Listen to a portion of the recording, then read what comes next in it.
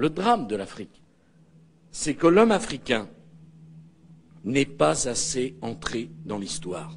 C'est inacceptable qu'un chef d'État, sous le prétexte que son pays est plus puissant qu'un autre pays, qui pose des ultimatums au chef de l'État de l'autre pays.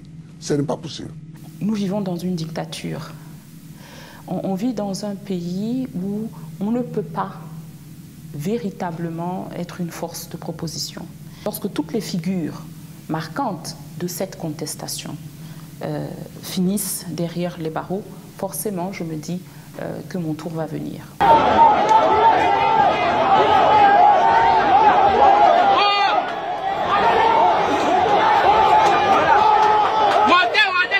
Alors, on a des vidéos, elles circulent.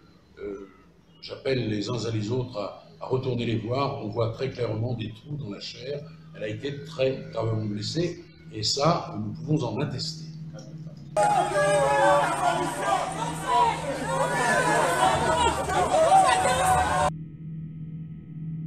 Et on a trouvé que j'avais injurié le chef de l'État. Enfin, il y avait d'autres choses. Celui qui part pour la survie, qui considère que la vie qu'il a à perdre ne vaut rien, eh bien celui-là, sa force est inouïe, parce qu'il n'a pas peur de la mort. À tous les plans, et on n'est absolument pas faible.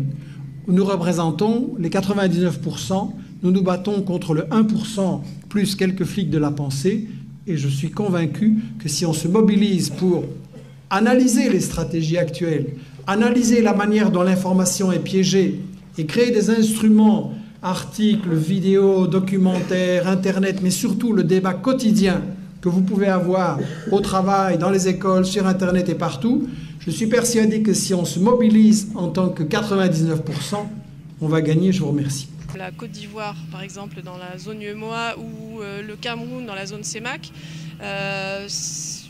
logiquement, le système va s'effondrer parce que ce sont ces deux pays, en particulier dans ces deux zones, qui apportent le plus de devises et donc le plus de réserves de change. Donc voilà, ça mettra en péril tout le système.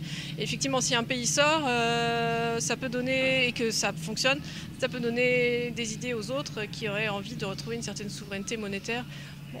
Tant que l'Afrique restera muette. Et moi, aujourd'hui, je voulais m'indigner pour le silence de l'Union africaine. Les gens là qui meurent sur les plages, et je mesure mes mots, si c'était des Blancs, la terre entière serait en train de trembler.